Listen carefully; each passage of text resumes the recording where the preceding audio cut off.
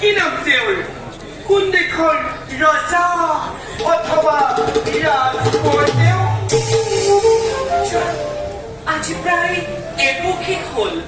তুমি হ'বলা মোৰ খবৰ ল'বলৈকে আখৰি পোৱা নাই আমি বোলো প্ৰাণৰ সখী দিয়ে মোৰ গঢ়ি দেখুৱাই চাকি নিজৰ সপোনৰ গাড়ী ৰাজনন্দী সখী জানা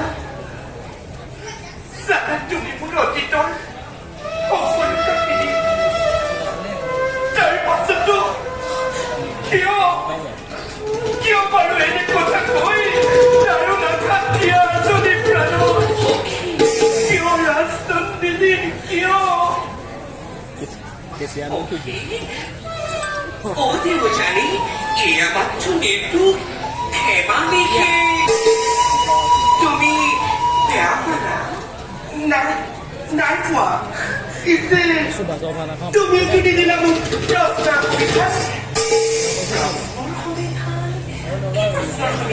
কিয় সিনা চিন্তনত অকলে অকলে ভাল কথা ভাবিছিলা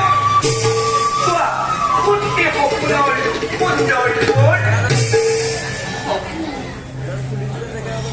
হয় সখী কিন্তু কোনো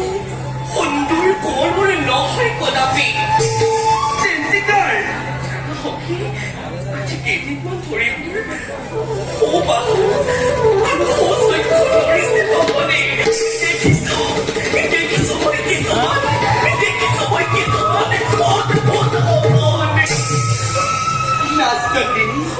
ৰাজনন্দিনী এয়া তোমাৰ দুৰ্বল মনৰ ধাৰণা গতিকে বলা আমাৰ দিকে মোৰ বিষয়ে আলোচনা কৰিম তুমি মানসিক শক্তি পাবা ৰাজনন্দিনী তাৰ মানে তোমালোকৰ তপোবনলৈ নিবলৈকে আজি হঠাৎ সখীটিৰ আগমন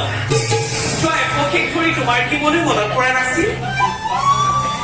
কিয় নপৰিব ৰাজনন্দিনী তোমাৰ কথা প্ৰায় প্ৰতিদিনে মোৰ মনত পৰে কিন্তু সংকোচ হয় ৰাজনন্দিনী তুমি হ'ল দৈত্যৰ বিক্ষোভৰ আলাসৰ আৰু সেই ৰাজ্যৰ ৰাজনন্দিনী শত দাস ৰাখি তোমাৰ চৰণ সেৱা কৰিবলৈ সদায় কষ্ট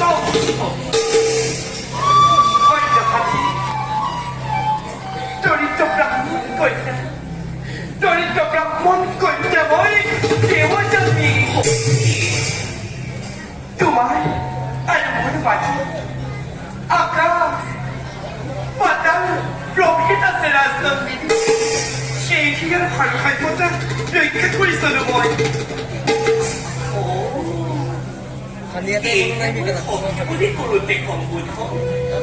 ৰাজনন্দিনী বুলি প্ৰত্যুত্ত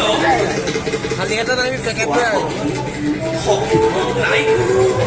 বংশ পৰিচয় নাই কোনো উচ্চনী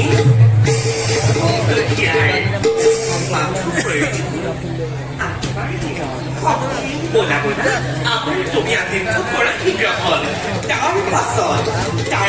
যাওঁতেও তোমালোকৰ দেহে চৰম স্পৰ্শ কৰি গুৰু শুক্ৰাচাৰ্যৰ জীৱন ধৈৰ্যসমূহ এই বলা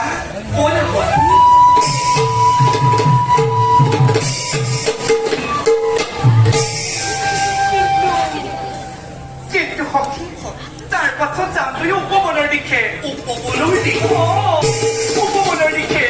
দৰ্শন কৰি উপবনৰ শেষ নাটনি কৃষ্ণ আনন্দ লক্ষ্মী সেই উপলব্ধ বেলা